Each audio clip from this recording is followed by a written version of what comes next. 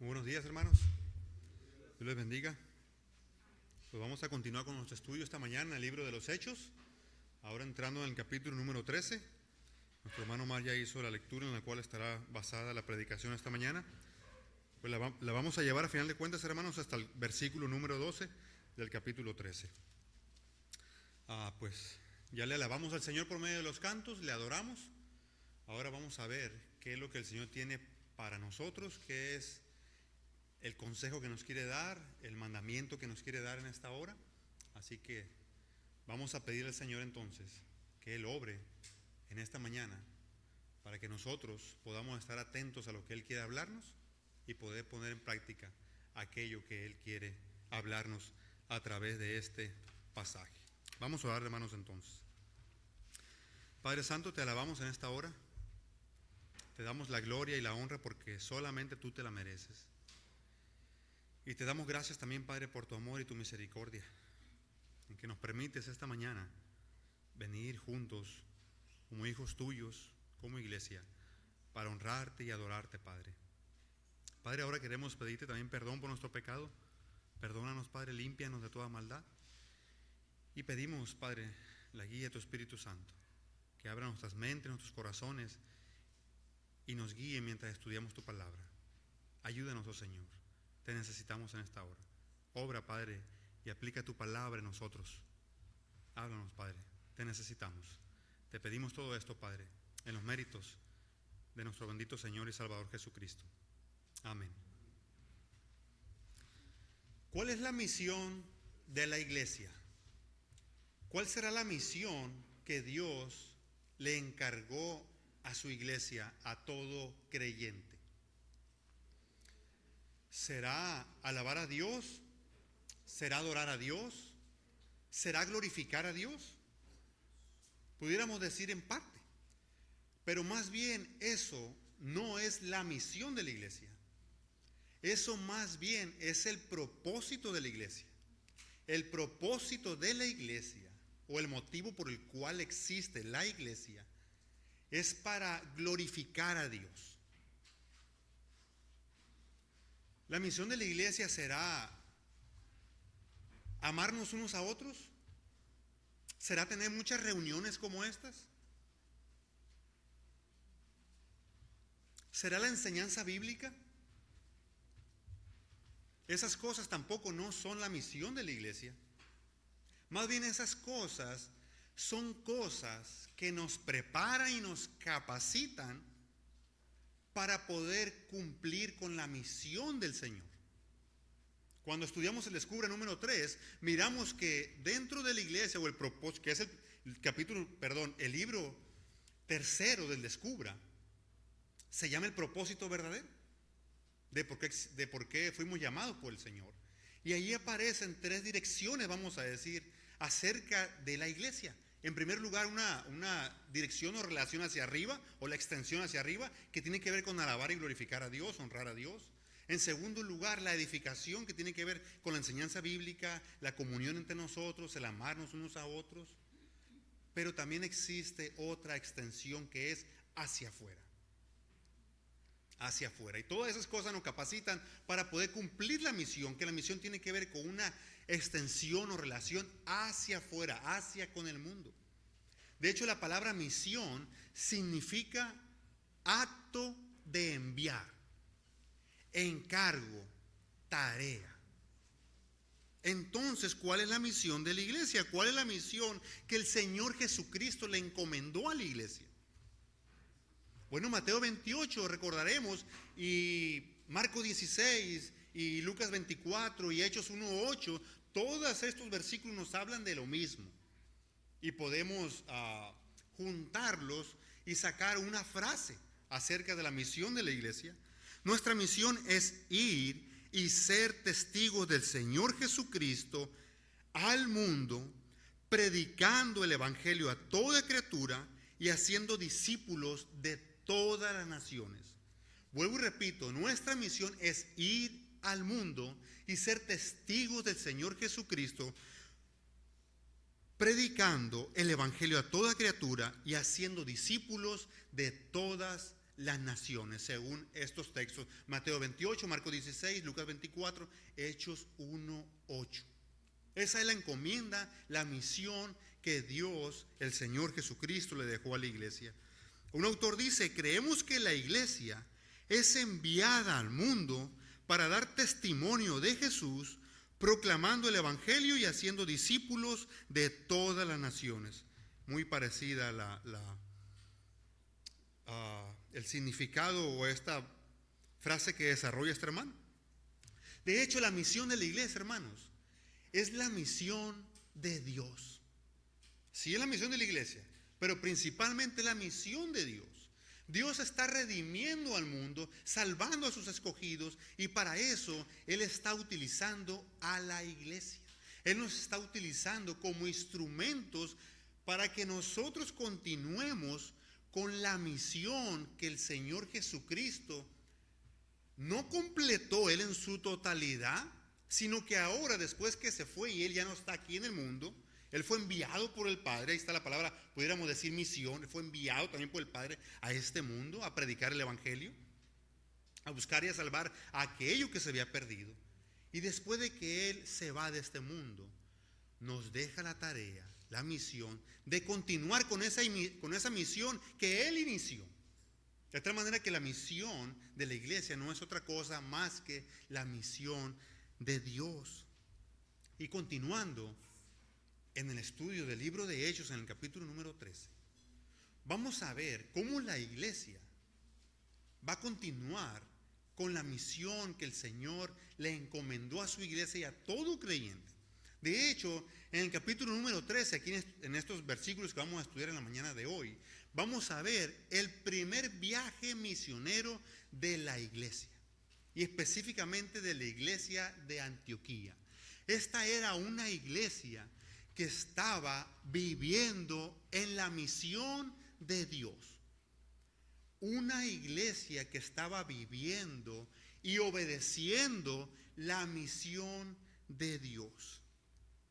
Hechos capítulo 13 cambia el rumbo, o es un parteaguas. Los primeros 12 capítulos, el libro de los Hechos, se ha enfocado en la iglesia de Jerusalén, y pudiéramos decir principalmente en el ministerio del apóstol Pedro. Hasta el capítulo 12 principalmente. No es que todos los versículos hablen sobre eso, pero principalmente ese es el tema en los capítulos 1 al 12. La iglesia de Jerusalén y el ministerio de Pedro. Ahora, a partir del capítulo número 13, el libro de los Hechos se va a enfocar en las misiones y se va a enfocar principalmente en la iglesia gentil y cómo el evangelio y la iglesia se iban expandiendo a través de todo el imperio romano hasta llegar a Roma, a la capital, en el capítulo número 28, que es donde llega Pablo, que es el final del libro de los Hechos. Así que ahora, hermanos, al llegar al capítulo 13, es como que Lucas retoma la escena con la iglesia de Antioquía, que estuvimos viendo nosotros en el capítulo número 11, versículos 19 al 30, en semanas pasadas. Dejó a la iglesia de Antioquía y comenzó el capítulo 12 hablándonos de Pedro. Ya vimos con nuestro hermano Omar todo lo que sucedió con Herodes, Pedro, cómo fue librado de la cárcel, etc. Y ahora vuelve a retomar la escena con la iglesia de Antioquía. Y nos va a decir de qué manera estaba viviendo en la misión esta iglesia. Y para esto, hermanos, vamos a verlo bajo 5 puntos o 5 enseñanzas que podemos nosotros derivar o extraer de estos versículos, de los versículos 1 al 12. Así que en primer lugar, en los versículos 1 al 2, vamos a ver el llamado a la misión. En los versículos 3 al 4, en segundo lugar, vamos a ver el envío a la misión. En tercer lugar, vamos a ver el cumplimiento de la misión, el versículo 5. Y en los versículos 6 al 11, en cuarto lugar, vamos a ver la oposición en la misión. Y finalmente, en el punto número 5, en el versículo 12, vamos a ver el resultado de la misión. Llamado, envío, cumplimiento, oposición y resultado de la misión. Entonces, con esto en mente, hermanos, vayamos entonces a nuestro primer punto en esta mañana. El llamado a la misión. Versículo 1 de Hechos 13. Dice así la palabra del Señor. Había entonces en la iglesia que estaba en Antioquía profetas y maestros: Bernabé, Simón el que se llamaba Niger, Lucio de Cirene, Manaén el que se había criado junto con Herodes el tetrarca, y Saulo. Lo primero que comienza haciendo aquí Dios por medio de Lucas es diciéndonos o presentándonos al liderazgo que había en esta iglesia. Un liderazgo, hermanos, que sin lugar a dudas se había desarrollado a causa del discipulado que Dios había llevado a cabo por medio de Bernabé y de Saulo, que como estuvimos viendo en semanas pasadas. Recordemos cómo estuvimos viendo que estuvieron en el capítulo número 11, hermanos, versículo 25 y 26. Vean lo que dice, por favor. Capítulo 11 de Hechos, ahí mismo, en Hechos. Después fue Bernabé a Tarso para buscar a Saulo, y hallándole le trajo a Antioquía. Y se congregaron allí todo un año con la iglesia y enseñaron a mucha gente, y a los discípulos se les llamó cristianos por primera vez en Antioquía. Como ellos, Bernabé y Saulo, al ver la necesidad, enseñan a esta iglesia, a la iglesia de Antioquía, a estos nuevos creyentes, y a causa del discipulado que Dios obró y utilizó por medio de Bernabé y Saulo, se desarrolló un gran liderazgo en la iglesia de Antioquía. Podemos ver entonces la importancia del discipulado. El liderazgo es el encargado, en este caso los primeros líderes eran Bernabé y Saulo. El liderazgo es el encargado de preparar hombres y mujeres para el ministerio, para el liderazgo. Como le dice Pablo a Timoteo en el capítulo número 2 de la segunda carta a Timoteo: prepara hombres para el ministerio. Prepara hombres para el ministerio. Y entonces nos dice en primer lugar que había profetas y maestros, o sea, está hablando de los líderes. Había profetas todavía aquí en este tiempo, hermanos, porque todavía la Biblia no estaba completada y Dios todavía seguía dando nueva revelación a través de ellos todavía. Y había maestros, enseñadores, aunque los profetas también enseñaban.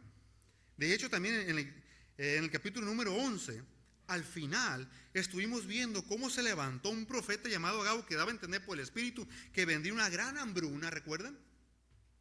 Todavía Dios seguía dando profecía. Y había profetas y maestros. Y primeramente el primer nombre que nos menciona aquí Lucas es a Bernabé.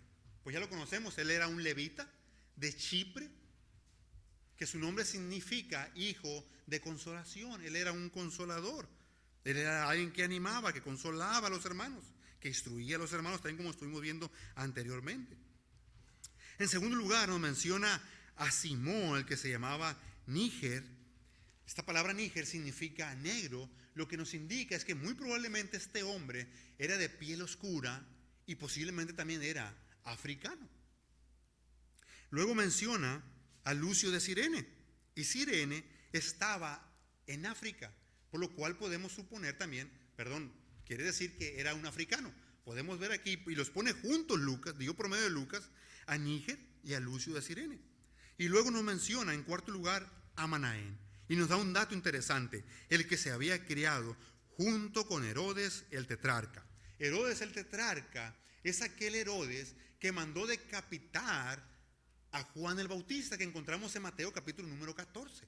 Este es al Herodes al que se está refiriendo aquí Dios, a este Herodes. Y Manaén, este hombre que ya era parte del liderazgo en la iglesia de Antioquía, se había criado junto con él.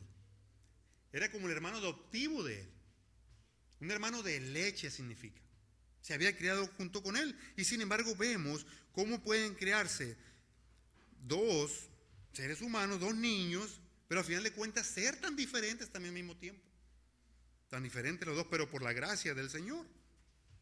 Y finalmente nos presenta aquí Lucas a Saulo, Saulo de Tarso.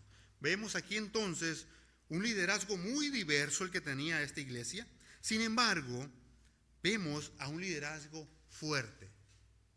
Bernabé siendo utilizado grandemente por Dios, y Saulo de Tarso, ni se diga, por mencionar a dos hombres, que ha sido después del Señor Jesucristo el mejor predicador de todos los tiempos, de toda la historia de la iglesia. Este era un liderazgo fuerte y fiel que tenía la iglesia. ¿Y qué era lo que estaban haciendo ellos? Dice versículo 2, ministrando estos al Señor. O sea, estaban ellos sirviendo al Señor. Esta palabra ministrar significa servir en público, servir en culto. Lo que nos da la idea que ellos, bueno, podemos entender que siempre estaban sirviendo al Señor, pero aquí específicamente dice que ministrando estos al Señor, o sea, el liderazgo de la iglesia, estos 5 varones, y ayunando, estaban sirviendo y ayunando para el Señor. Lo cual nos indica, como les decía, por el significado de la palabra ministrar, que posiblemente se encontraban en un culto. Pudo haber sido el culto en el día del Señor, o el culto del tiempo de oración, por ejemplo. Era ahí donde estaban ministrando y ayunando. Y noten, hermanos, algo muy importante, que ellos estaban sirviendo al Señor y no a la iglesia. Aunque servir a la iglesia es servir al Señor. Pero lo que Dios quiere recalcarnos aquí, hermanos, o enfatizarnos, es que muchas veces podemos estar sirviendo a la iglesia y no al Señor. Podemos estar en muchos ministerios y perder el enfoque de que a quien servimos es al Señor. Y en segundo lugar, obviamente, a su iglesia. Pero podemos llegar a perdernos y estarle sirviendo a los hombres o querer agradar a los hombres. Pero el Señor nos dice no. Es a Él a quien estamos sirviendo. Colosenses 3:23 dice: todo lo que hagáis, hacedlo de corazón como para el Señor y no para los hombres, o buscando agradar al ojo humano. No, es al Señor al que debemos servir. Y este liderazgo, por eso yo que era un liderazgo fuerte y fiel, que Dios había establecido en esta iglesia, estaba bien enfocado y bien ubicado, sirviendo al Señor. Y entonces estaba ayunando también. Pero aunque era un gran liderazgo, hermanos, fuerte y fiel, no era la voluntad de Dios que este liderazgo permaneciera junto. Vuelvo y repito, no era la voluntad de Dios que este liderazgo, aunque era fuerte para esta iglesia, y había desarrollado una gran iglesia, fuerte y fiel también para el Señor, aún así no era la voluntad de Dios que permanecieran juntos.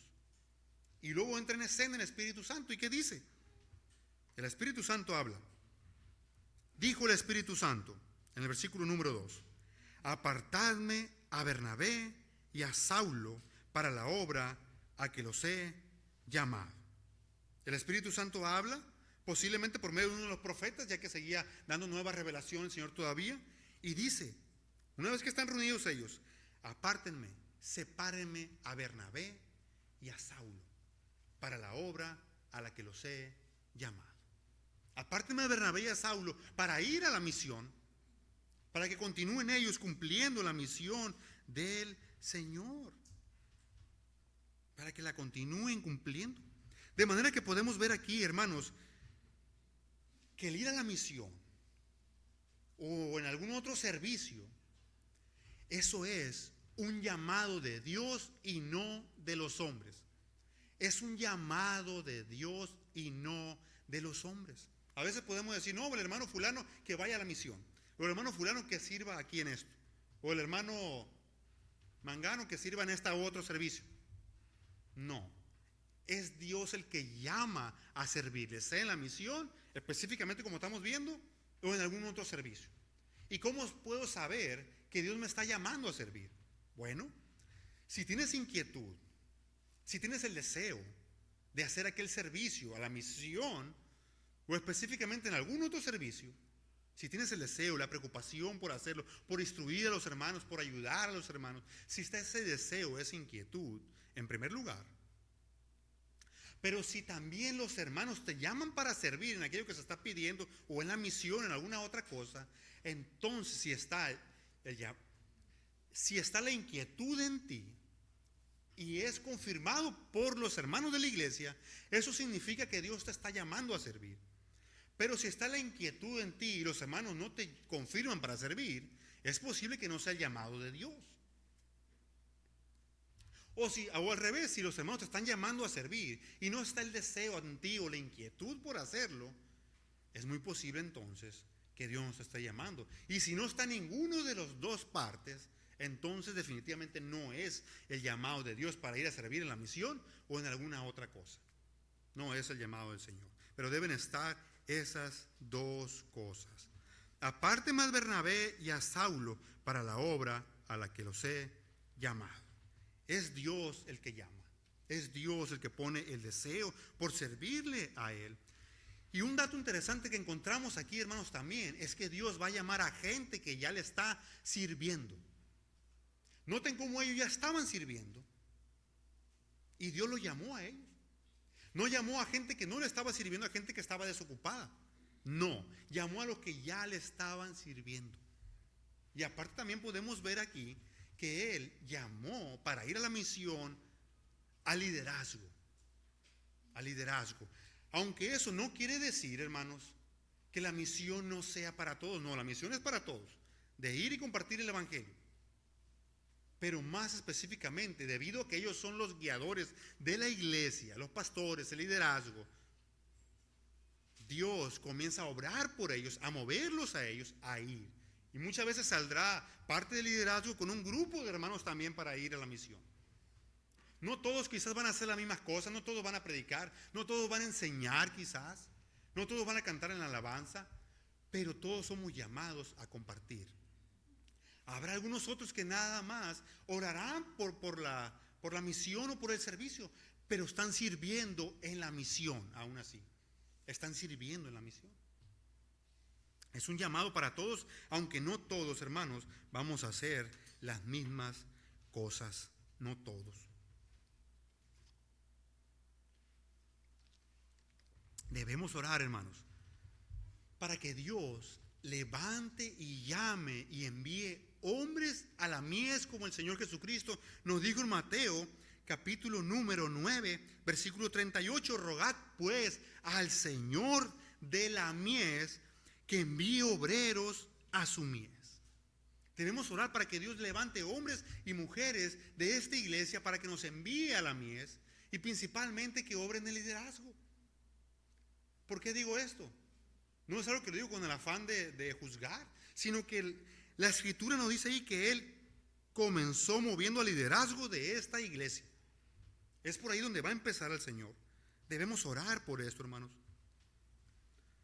Ustedes imaginan que de repente los líderes de la iglesia, de nuestras iglesias de aquí, estén en el tiempo de su reunión y estén orando y de repente el Espíritu Santo les diga, los inquiete a que nuestro hermano Larry vaya a la misión, a que nuestro hermano José vaya a la misión, o que nuestro hermano Omar vaya a la misión, o que nuestro hermano Aldo, que nuestro hermano Gilberto vaya a la misión. ¿Qué harían nuestros hermanos? Debemos orar para que el Señor levante y podamos ser una iglesia que viva en la misión y cumplamos con la misión del Señor. Debemos orar por esto. Sin embargo, hermanos, Dios, el Espíritu Santo, le habló a la iglesia: apárteme a Bernabé y a Saulo para la obra a que los he llamado. ¿Y qué hizo la iglesia una vez que hace el llamado del Espíritu Santo? ¿Qué hizo la iglesia de Antioquía? Eso nos lleva a nuestro segundo punto, entonces, el envío a la misión. El envío a la misión. Ve el versículo 3 una vez más. Entonces, habiendo ayunado y orado, les impusieron las manos y los despidieron. ¿Qué hizo la iglesia de Antioquía? Una vez que escuchan el llamado de parte de Dios, del Espíritu Santo, ¿qué es lo que hacen ellos? Ayunan, oran, les impusieron las manos y los despidieron o los enviaron, como dice la Biblia, de las Américas. No es que ellos, hermanos, estaban ayunando y orando para que Dios no enviara a estos hombres. Porque podemos ver por el relato de la Escritura que estos dos hombres, Bernabé y Saulo, eran los dos mejores hombres que ellos tenían, la iglesia de Antioquía. Eran los hombres más crecidos en la fe, eran los hombres más maduros en la fe. No es que ellos comenzaron a orar y ayunar para que Dios no enviara a ellos, sino para que enviara a otro, a Lucio, a Manaén, a Níger. No. Ellos no oraron ni ayunaron por eso. Ellos ayunaron y oraron por Bernabé y Saulo para que el Señor los fortaleciera, los guiara y para encomendarlos a la misión. Ya estaban encomendados. La iglesia de Antioquía estaba obedeciendo al llamado de Dios, desprendiéndose de estos hombres, de los dos mejores hombres. No es que ellos estaban desobedeciendo, sino que estaban obedeciendo. Ellos fueron obedientes. No es que dijeron, a ver, pues son nuestros mejores dos hombres y los enviamos, la iglesia se va a debilitar, nosotros lo necesitamos aquí. Mira todo lo que ha producido la iglesia de Antioquía. Necesitamos a estos dos hombres. A ver, vamos a orar otra vez. A ver, Señor, ¿a quién quiere que enviemos? Y están ahí. No. Ellos no hicieron eso. Ellos fueron obedientes a la palabra del Señor. Ayunaron por ellos, oraron por ellos, les impusieron las manos como un símbolo de confirmación y los enviaron a la misión. Los enviaron a la misión. Versículo 4. Ellos entonces, enviados por el Espíritu Santo, descendieron a Seleucia y de allí navegaron a Chipre. Pero ¿qué no nos dice el versículo 3 que habían sido enviados por la iglesia de Antioquía? Y el versículo 4 nos dice enviados por el Espíritu Santo. ¿Los envió la iglesia de Antioquía o el Espíritu Santo? El Espíritu Santo por medio de la iglesia de Antioquía. Fueron los dos, el Espíritu Santo y la iglesia, pero principalmente, hermanos, el que envía a la misión es Dios, y es Dios el Espíritu Santo en este caso. Fueron enviados para ir a la misión.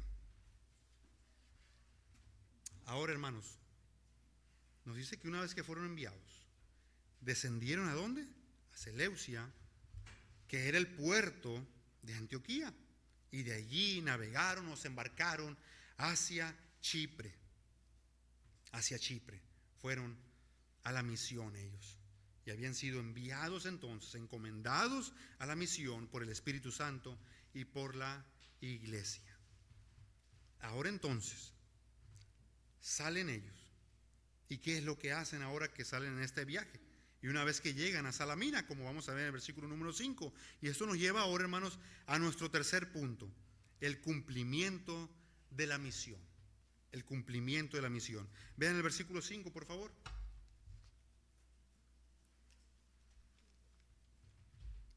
Y llegados a Salamina, anunciaban la palabra de Dios en las sinagogas de los judíos. Tenían también a Juan de ayudante. ¿A dónde llegaron ellos? A Salamina. O sea, navegaron a Chipre y llegaron a Salamina. Salamina era una ciudad de Chipre, que se encontraba en Chipre. Ahora, esta ciudad era el puerto principal de Chipre y era una importante ciudad comercial en este tiempo. Y aparte de todo esto, para ese tiempo ya había bastantes judíos, como vamos a ver ahorita en un momento. De hecho, nos dice Lucas, noten que Lucas nos dice que anunciaban la palabra de Dios en las sinagogas. No nos dice en la sinagoga, de manera singular, no. Nos dice de manera plural. Esto nos indica que había varias sinagogas de los judíos. Y esto nos indica que había mucho pueblo judío en esta región, en Salamina. Y también iban ellos, hermanos, nos da un dato aquí, un comentario. Lucas nos dice que tenían también a Juan de ayudante. Este Juan es Juan Marcos, el que salió con ellos a la misión. Este Juan Marcos es el escritor del Evangelio de Marcos. Y él iba como ayudante de ellos. Como principales iban Bernabé y Saulo a la misión. Y una vez que llegan a Salamina, ¿qué comienzan a hacer Bernabé y Saulo? Nos dice Dios que ellos comenzaron a anunciar la palabra de Dios en las sinagogas de los judíos. comenzaron a anunciar la palabra de Dios. Comenzaron a cumplir con la misión, obedientes a lo que se le había dicho. No es que llegaron ellos a Chipre, a Salamina y dijeron, vamos a relajarnos un ratito. Luego vamos y compartimos la palabra del Señor. Luego vamos y cumplimos con la misión. No. Ellos, obedientes al llamado del Señor, inmediatamente comenzaron a anunciar la palabra de Dios en las sinagogas de los judíos, a cumplir con esta misión que se les había encomendado a ellos, esta tarea. Y nos dice que ellos comenzaron a anunciarles primeramente la palabra de Dios a los judíos. Esto era algo común que se hacía en los viajes misioneros y algo común que hacía Pablo, el apóstol.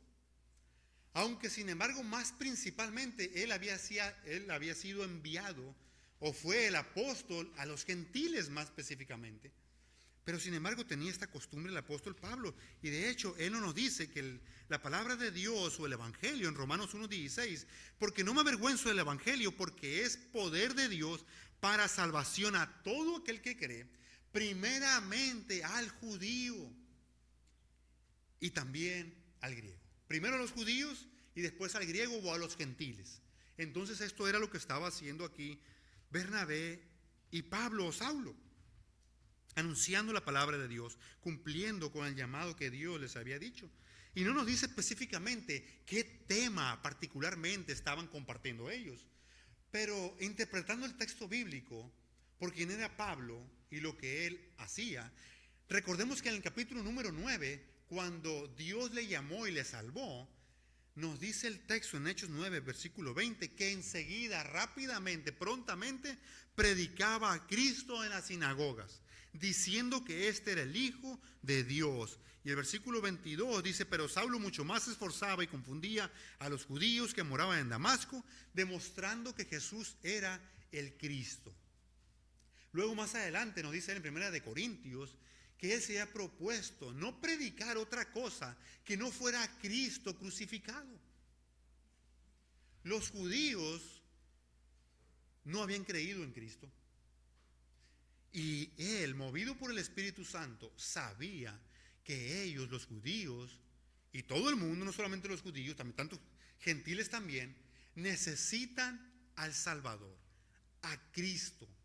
Y eso era lo que él estaba compartiendo. Eso era el tema que ellos estaban anunciando. De hecho, lo vamos a ver la próxima semana con la ayuda del Señor en los siguientes versículos. Vamos a ver específicamente un sermón de Pablo. Y lo único que hace él en ese sermón es compartir a Cristo. Él no hace otra cosa que compartir a Cristo. Eso es lo único que él va a hacer, que vamos a ver la próxima semana. Entonces, hermanos, así como ellos y así como la Escritura venimos viendo, no es que nosotros vamos a ir a hablarle a la gente o decirle a la gente que Dios los ama y tiene un plan maravilloso para su vida, o hablarle de las cosas futuras, o decirles que vengan a Cristo y sus problemas serán resueltos. No, eso no es lo que la gente necesita tanto escuchar.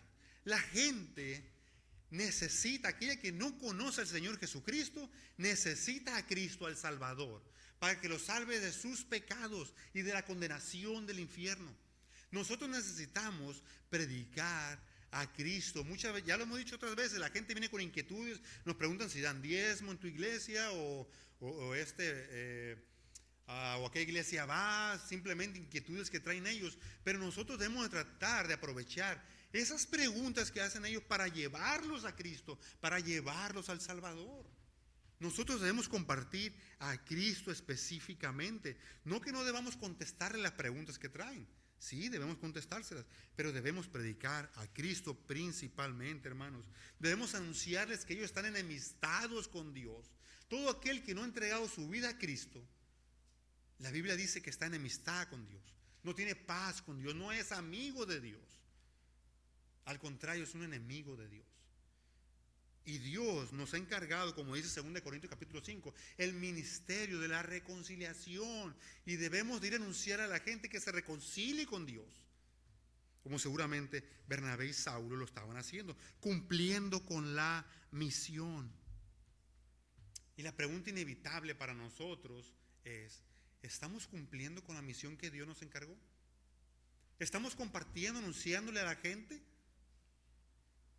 a nuestros familiares, en nuestras casas, a nuestros compañeros de trabajo? ¿Estamos anunciándoles a Cristo? Y como iglesia,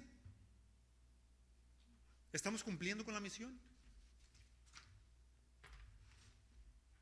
¿Estamos cumpliendo esta misión que el Señor nos encargó? De hecho, hermanos, una de las formas de cumplir con la misión, y que lo vamos a ir viendo a lo largo del estudio de Hechos, una de las formas de cumplir con la misión, o más específicamente, es plantar iglesias. Bernabé y Saulo salieron, y vamos a ir viendo cómo ellos plantaron y establecieron iglesias. Y eso es cumplir con la gran comisión. Eso es cumplir con la misión que el Señor le encargó a su iglesia. Porque cuando plantamos iglesias, o cuando la iglesia planta iglesias, lo hace con el propósito, con el fin, primeramente de cumplir la gran comisión, pero al mismo tiempo de alcanzar a los perdidos. Dice un autor, hace muchos años escuché esto, que lo voy a decir no con la intención de juzgar a nadie, sino con un amor y cariño y la preocupación de la iglesia. Cuando yo lo escuché me confrontó. Dice este autor,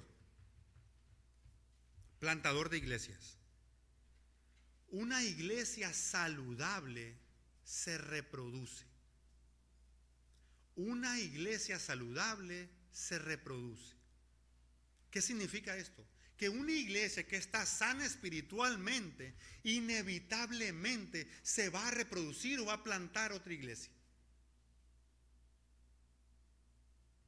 Una iglesia que está sana espiritualmente va a enviar hermanos a la misión para continuar cumpliendo con la misión que el Señor nos ha encomendado.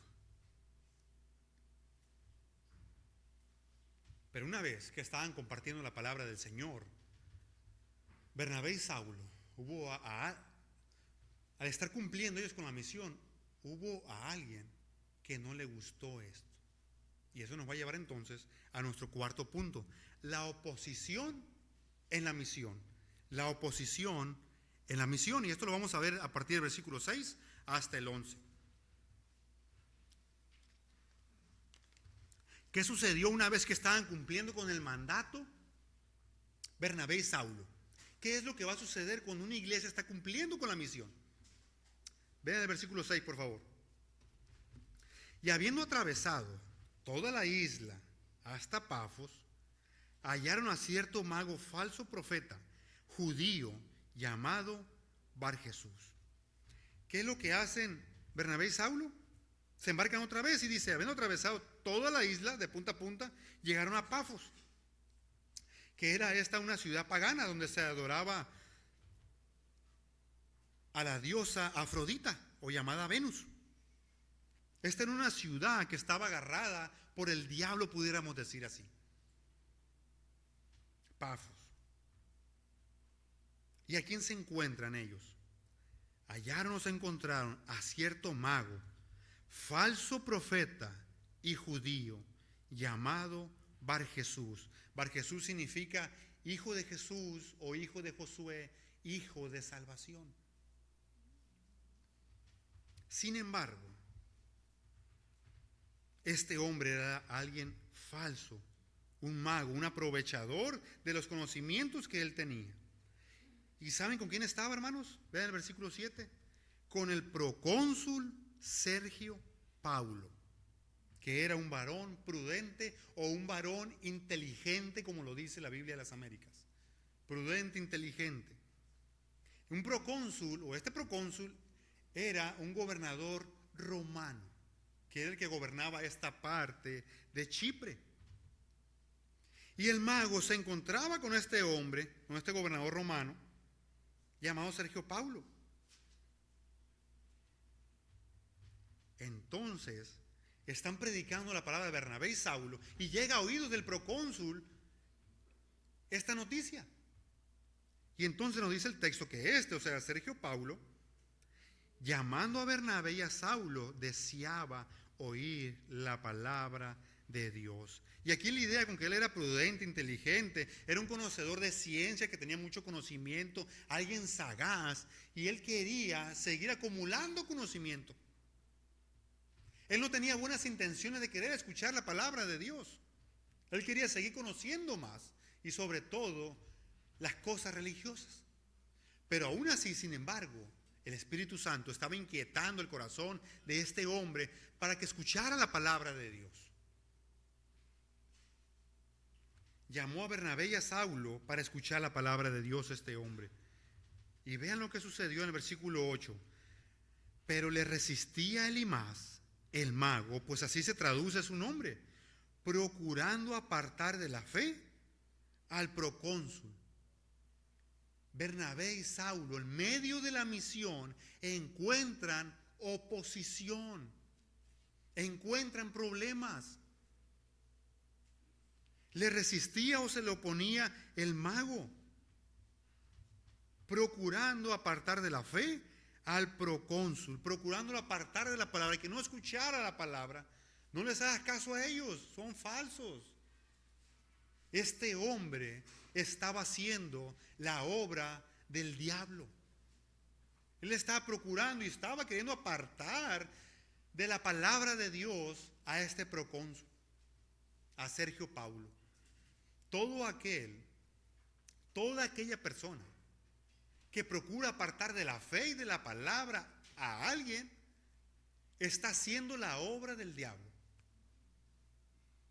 ¿Será que solamente pueden hacerlo aquellos que no conocen al Señor?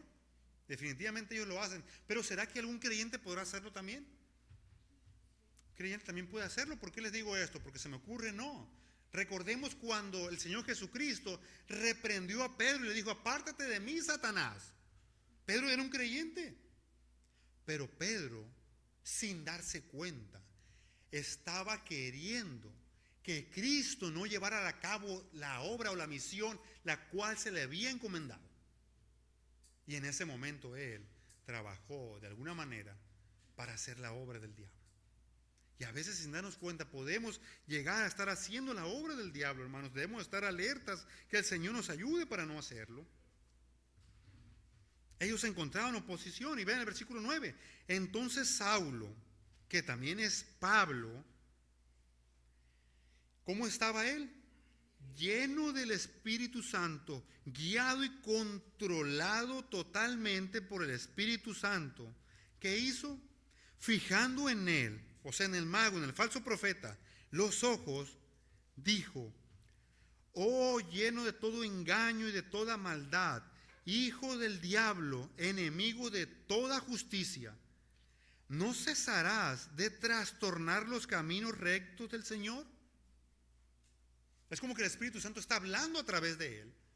Pues Pablo estaba siendo guiado y controlado por el Espíritu Santo en este momento.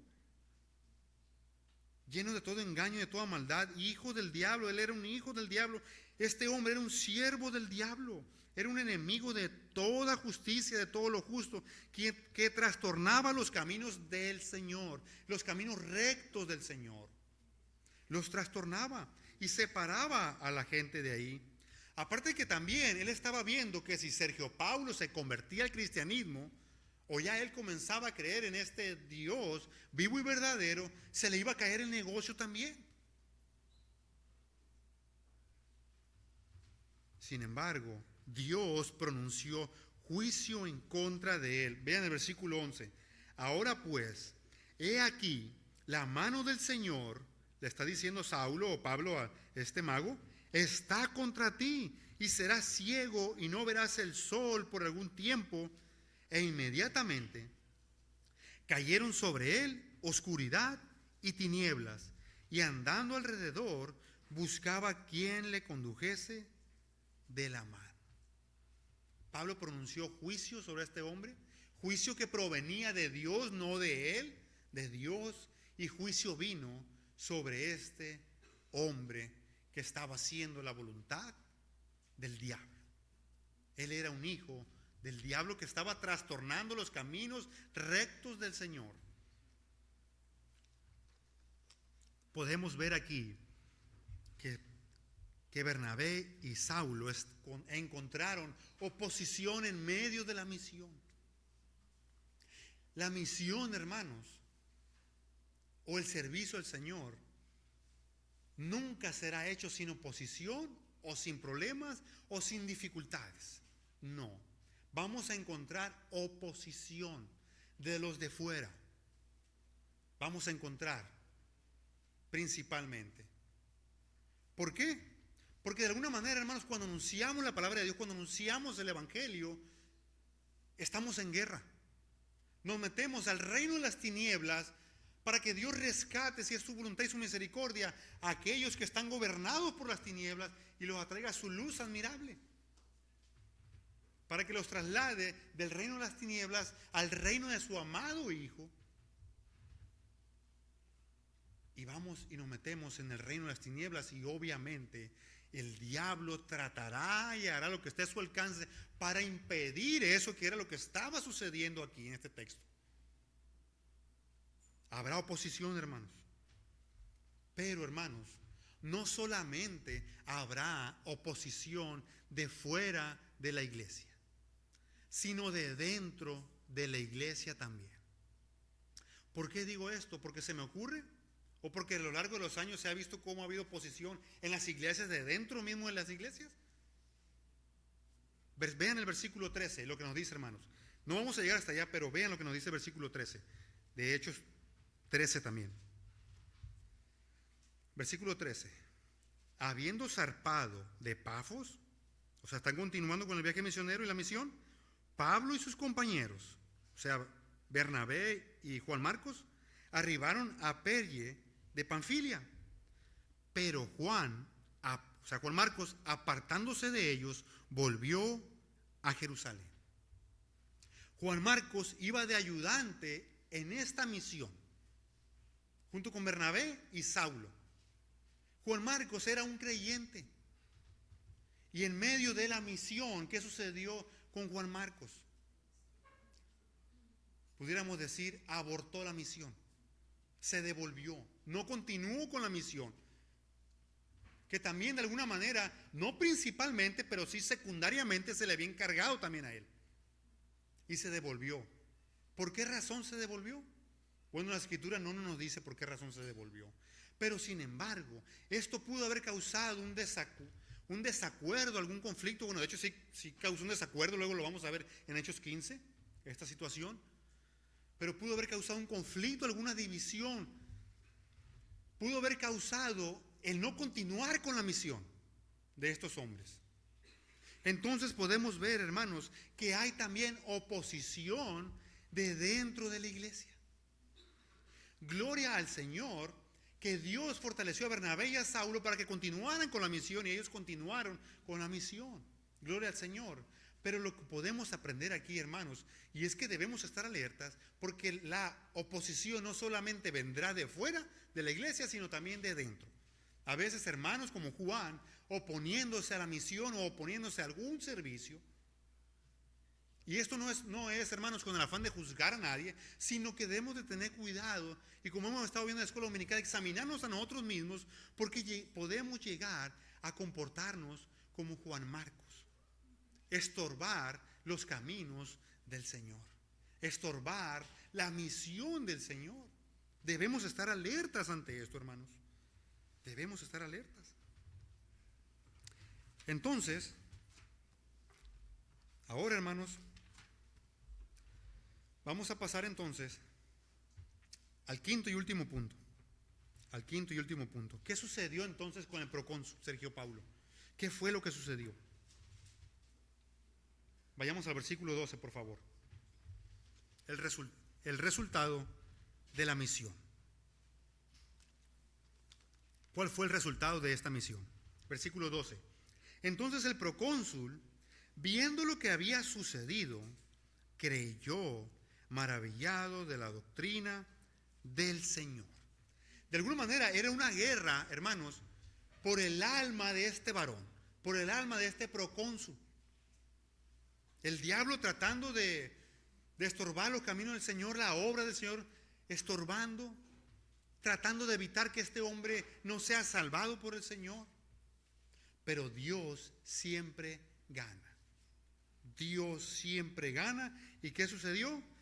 Entonces el procónsul, viendo lo que había sucedido, o sea, el poder de Dios y el juicio que vino sobre este hombre, dice el texto que creyó.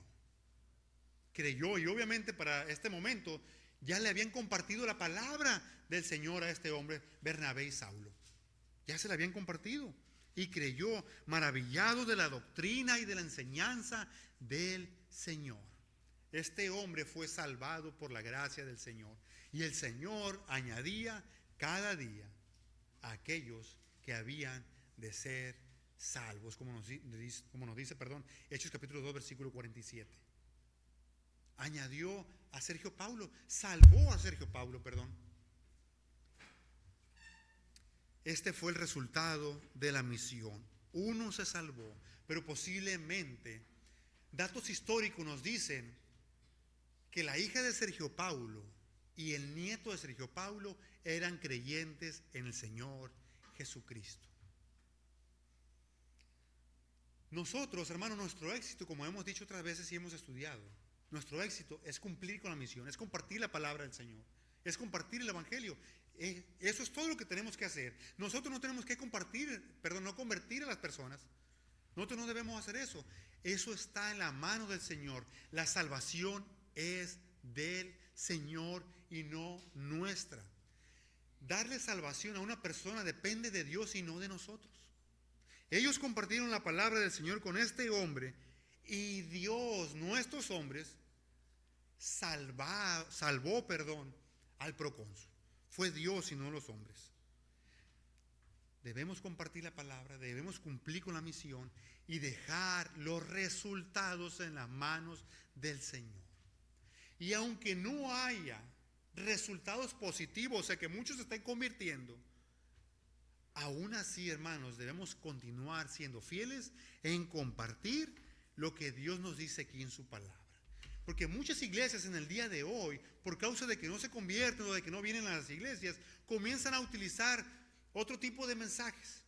Comienzan a utilizar otro tipo de programas para atraer a la gente y ganar a gente para Cristo según. Y no comparten el Evangelio verdaderamente, no comparten a Jesucristo. Aunque no haya resultados positivos, debemos continuar permaneciendo fieles, compartiendo lo que la palabra del Señor nos dice. Y finalmente, hermanos, en conclusión, podemos ver entonces cómo la iglesia de Antioquía se mantuvo y estuvo viviendo en la misión de Dios, en la misión que se le encomendó. La iglesia de Antioquía y estos creyentes Bernabé y Saulo, un ejemplo para nosotros a seguir. Aunque nuestro ejemplo supremo y mayor es Cristo, también nos deja este texto como ejemplo para nosotros, para que continuemos con la misión del Señor, viviendo la misión, así como la iglesia de Antioquía está viviendo la misión, una iglesia entregada a la misión. De hecho, se dice que la iglesia de Antioquía, aparte de que de ahí fue el primer viaje misionero de la misión, dicen que fue la iglesia madre, abuela y bisabuela de un movimiento misionero que comenzó aquí en esta iglesia.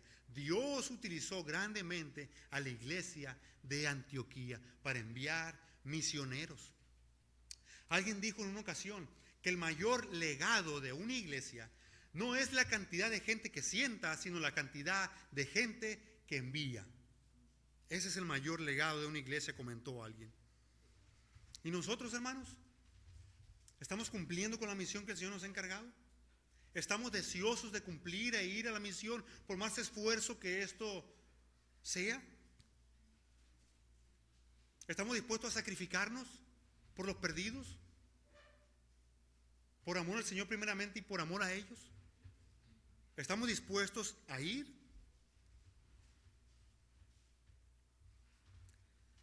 Dice un autor, un creyente que no está comprometido en ganar a los perdidos para Cristo debería reexaminar su relación con el Señor.